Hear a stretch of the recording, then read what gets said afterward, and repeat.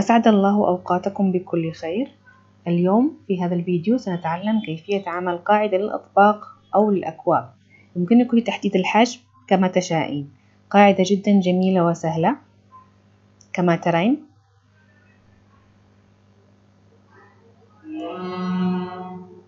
الأدوات المطلوبة عبارة عن خيطين متناسقين الألوان، ممكن أن يكونوا أكريليك أو قطن، وإبرة كروشيه مقاس 1.5، بالإضافة إلى إبرة للتنظيف. هيا لنبدأ العمل معا. نقوم بعمل 10 عواميد بلفة داخل دائرة سحرية.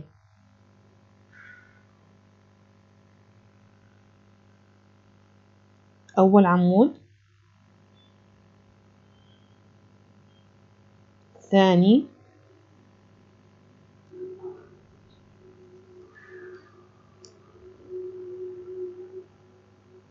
الثالث،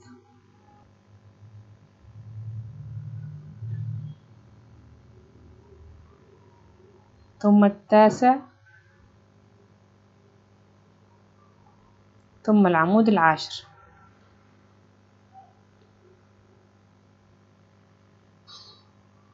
نقوم بإغلاق الدائرة السحرية بمنزلقة.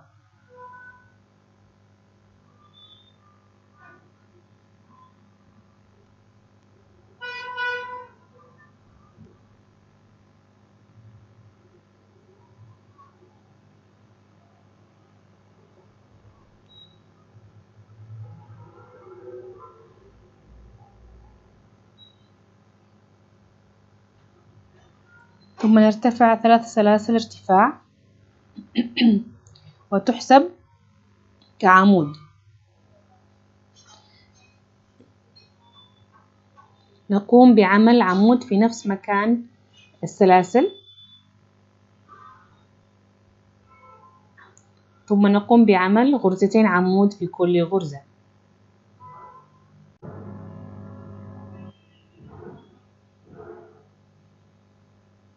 الدور الثاني يتكون من 10 غرز تزويد، أي غرزتين عمود بلفة في كل غرزة.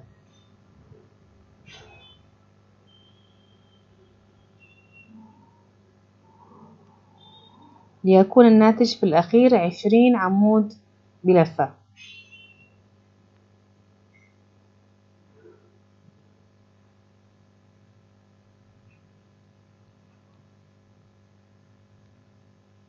أكمل الدور وأرجع لكم. وصلنا الآن إلى نهاية الدور الثاني. نقفل بمنزلقة، ثم نرتفع سلسلتين للدور الثالث. نعمل أيضا عمود بلفة في نفس المكان.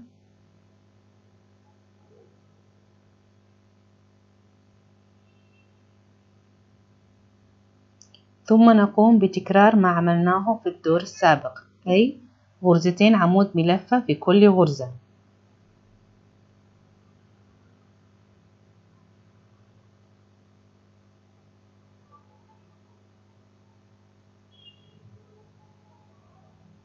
نقوم بعمل ذلك حتى لا ينكمش معنا المفرش.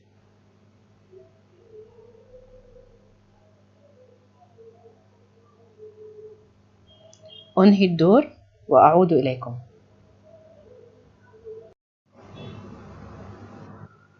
وصلنا إلى نهاية الدور الثالث. سنقفل بمنزلقة،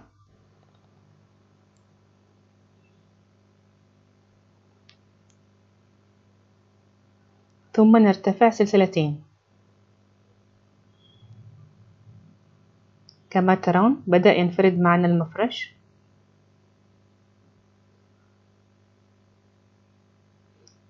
الآن سنبدأ الدور الرابع. سنعمل عمود بلفة في نفس المكان، وسيكون هذا أول تزويد في هذا السطر، ثم تليها غرزة عمود واحدة بلفة، ثم تليها غرزتين عمود بلفة في نفس المكان. وهكذا. سيكون معنا غرزة عمود بلفة ثم غرزتين عمود بلفة.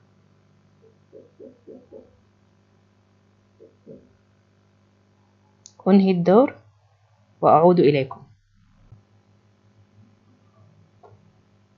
نحن الآن في نهاية السطر الرابع، سنقفل بمنزلقة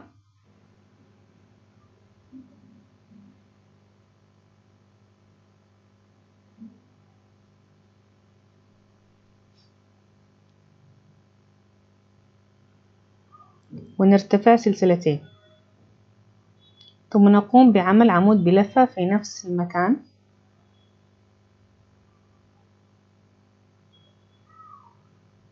ويعتبر أول تزويد في هذا السطر.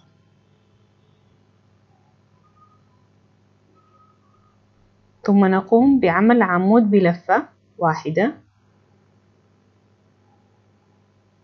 وعمود بلفة واحدة في الغرزة التي تليها، ثم عمودين بلفة في الغرزة التالية.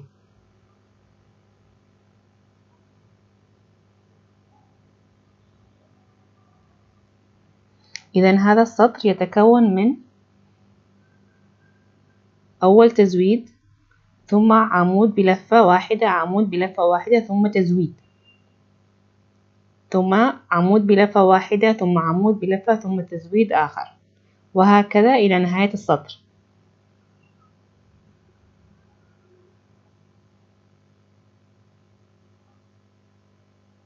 أكمل وأعود إليكم.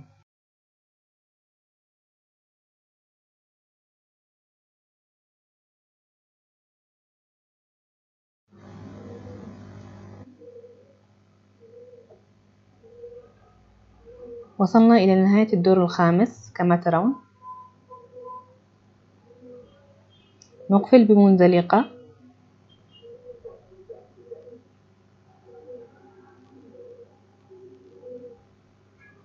ثم نرى إذا كان الحجم هو الحجم المطلوب أم لا.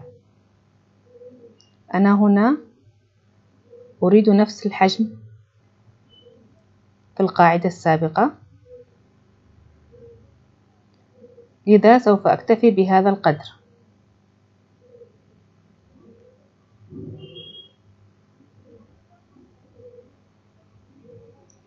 سوف أقوم بقطع الخيط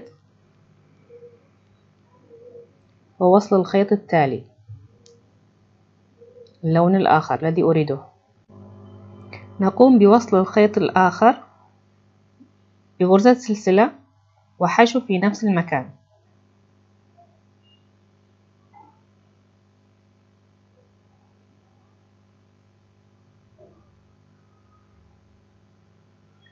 ثم نقوم بعمل سلسلة ونترك غرزة ونقوم بعمل غرزتين حشو في الغرزة التي تليها، ثم نقوم بعمل سلسلة واحدة ونترك غرزة واحدة، ثم نقوم بعمل غرزتين حشو في اللي تليها، ثم سلسلة واحدة ونترك غرزة واحدة، ثم نقوم بعمل غرزتين حشو في الغرزة التي تليها، وهكذا إلى نهاية السطر. وصلنا الآن إلى نهاية الدور الأول من اللون الثاني. سنقفل بمنزلقة في الغرزة الأولى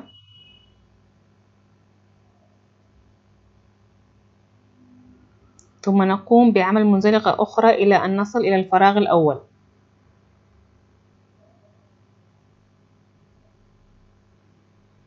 ونقوم بعمل غرزة حشو في الفراغ،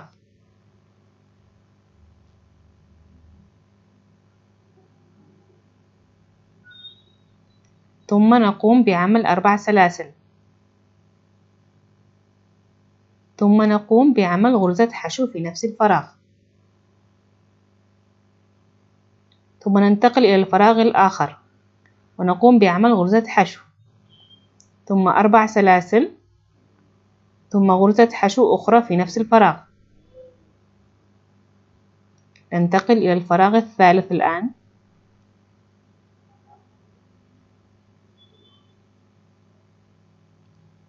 نقوم بعمل غرزة حشو ثم 4 سلاسل ثم غرزة حشو أخرى في نفس المكان، وهكذا إلى نهاية السطر.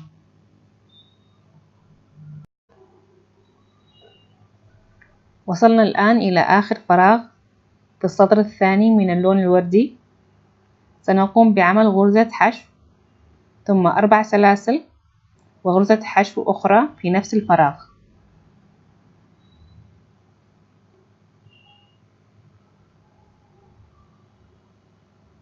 ثم ننهي هذا السطر بمنزلقة.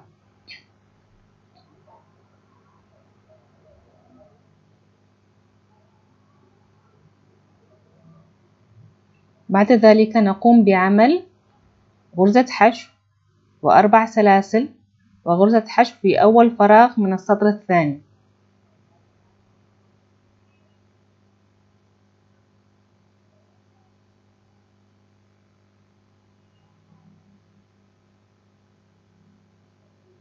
ثم في الفراغ التالي غرزة حشو 4 سلاسل وغرزة حشو أخرى في نفس الفراغ. مثل ما عملنا في السطر الأول سنقوم بعمل نفس الشيء في السطر هذا.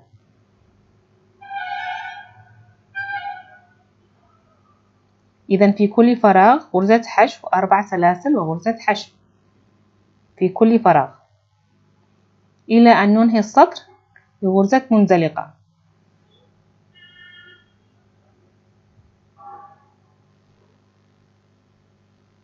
سأكمل وأعود إليكم.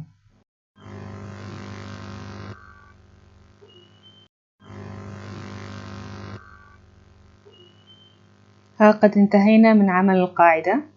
انظري كم هي جميلة وبسيطة ورقيقة أيضا. يمكنك تكبيرها بتزويد عدد الأدوار. أشكر لكم متابعتكم.